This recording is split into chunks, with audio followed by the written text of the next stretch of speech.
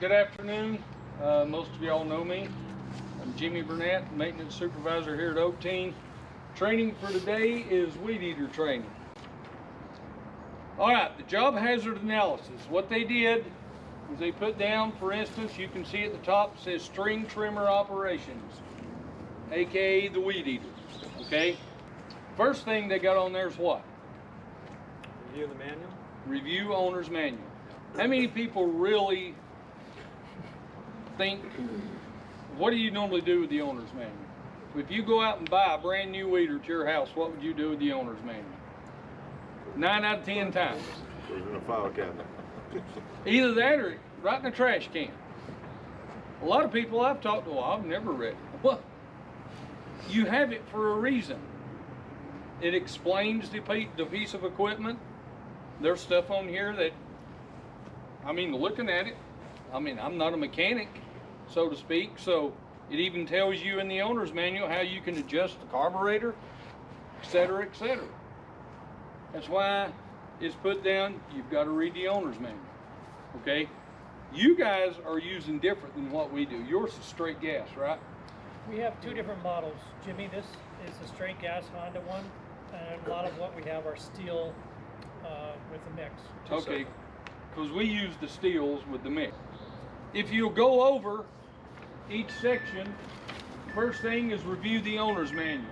If you go directly to your right, it says potential accidents or hazards.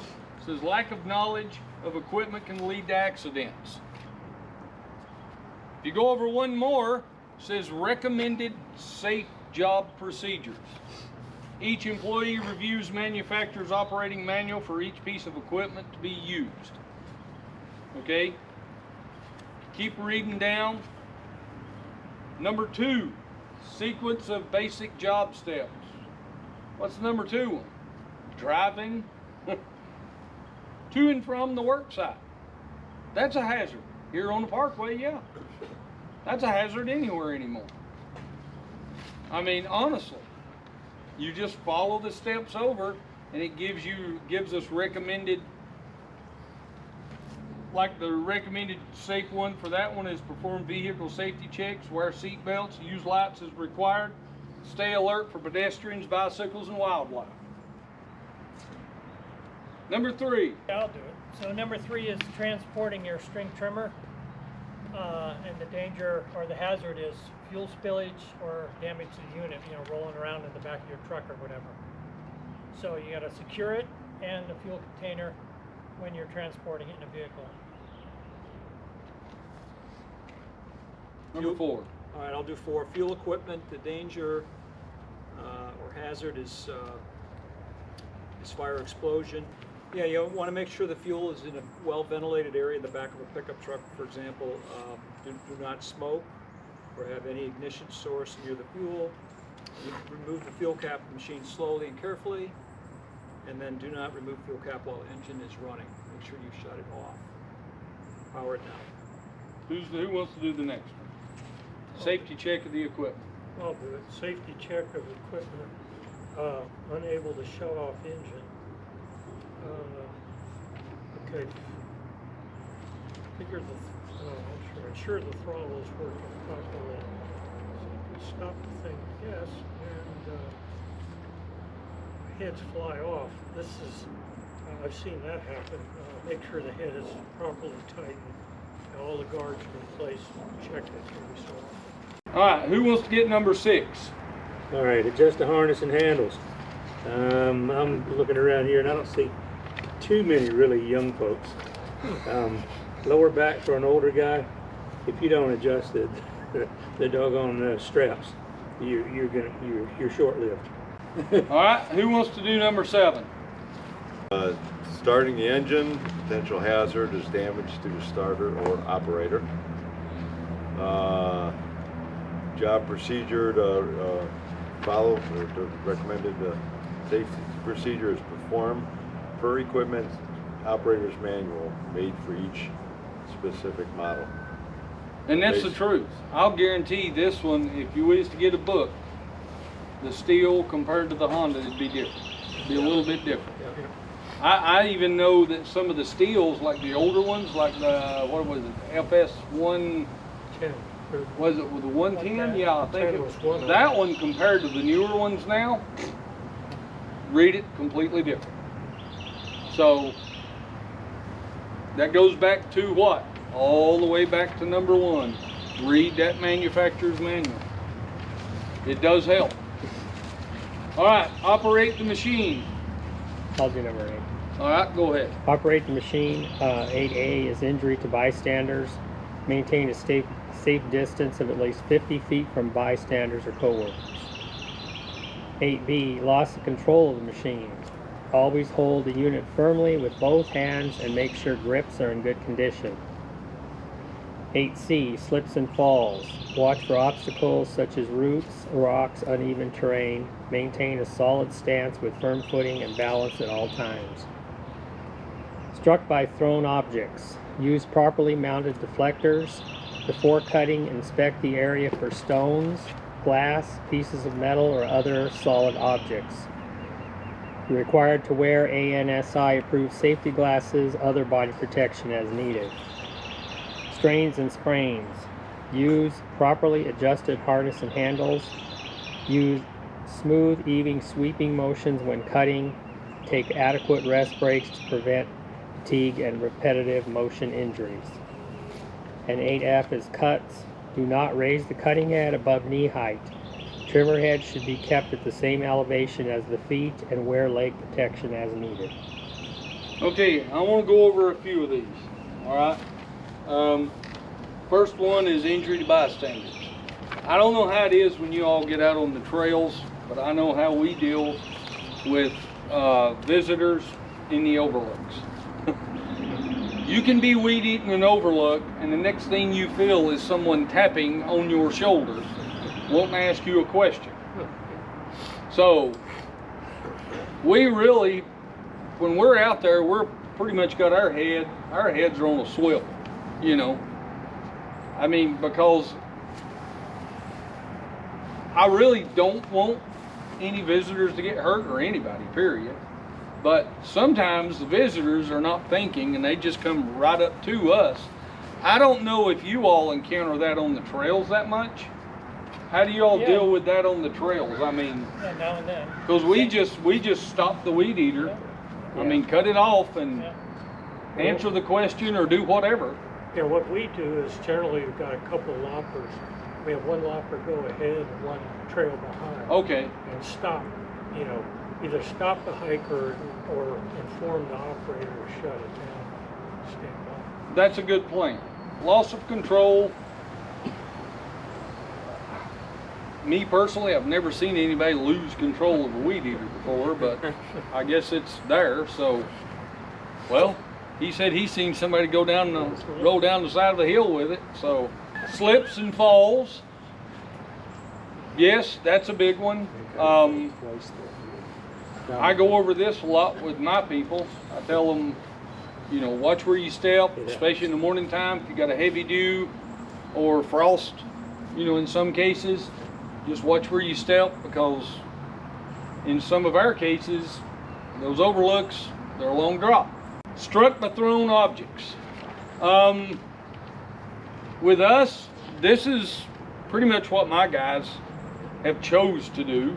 I gave them the option, but we'll get into what you're supposed to wear. My guys have even gone as far as wearing their chaps when they're weed eating. So they'll get out there with the weed eaters with their chaps on. And then, because a lot of times you're going to hit rocks and gravel and it's going to sling it everywhere.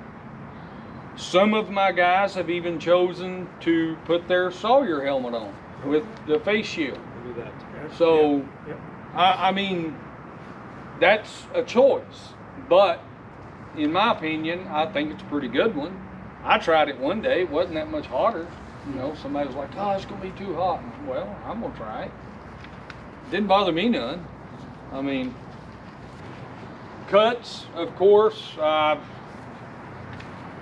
guys wear gloves when they're out there weed eating, because you get into the briars, yeah, they're going to grab hold of you. So, you know, if you want to wear a pair of gloves, that's up to you. Going back to the strains and sprains, says use smooth, even sweeping motions when cutting. Who wants to do performing field maintenance? I'll do it. Struck by cutting attachments. Always stop the engine and make sure the cutting tool is stopped rotating before performing any maintenance or repair works. And malfunctions or injuries caused by faulty repairs. Follow the maintenance manual and repair instructions for repairs, and only use approved replacement parts. It goes back to what you said before about reading the manual. Sometimes I found it, no matter how well versed you think you are at something, it pays just to read a paragraph, Yep. a newer paragraph, Yes, sir. or even YouTube. Exactly. Pick up some pointers. I agree. All right, next page. This is what we go off of. So, safety glasses, okay?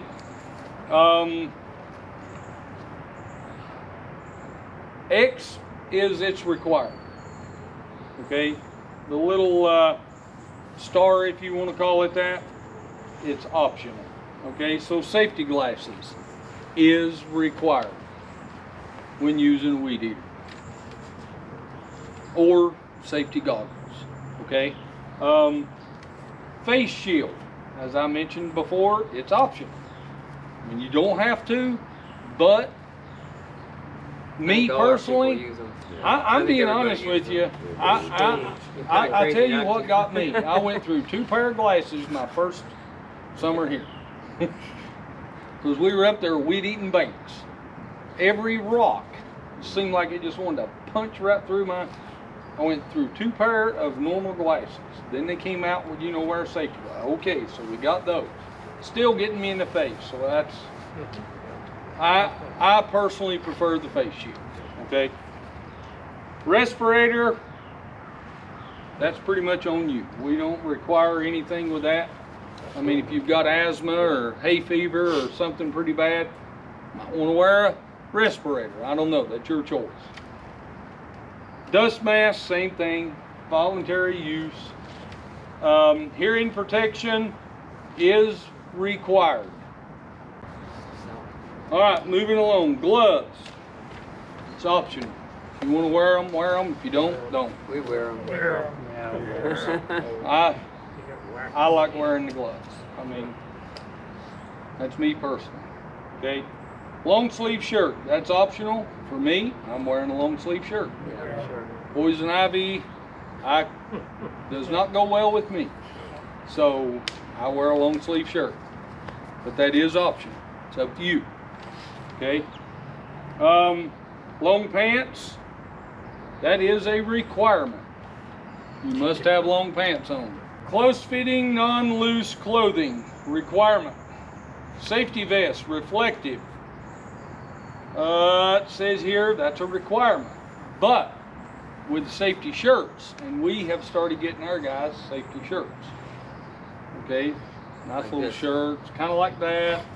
Got Blue Ridge Parkway maintenance on the back, so they love them, and they do help. So makes them more visible.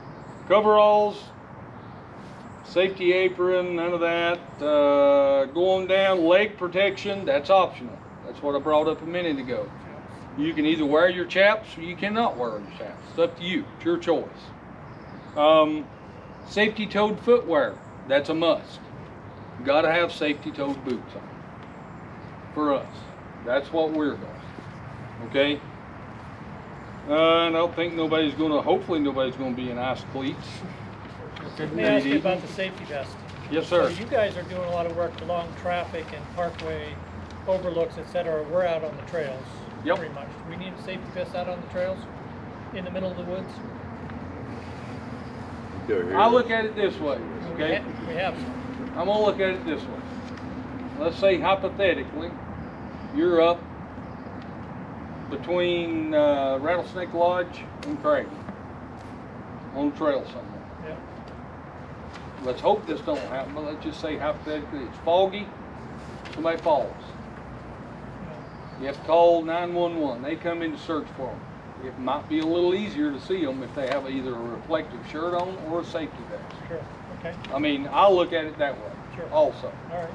So, All right, well, thanks, that was great. That was awesome. you all good? Good job. Yep. Yes.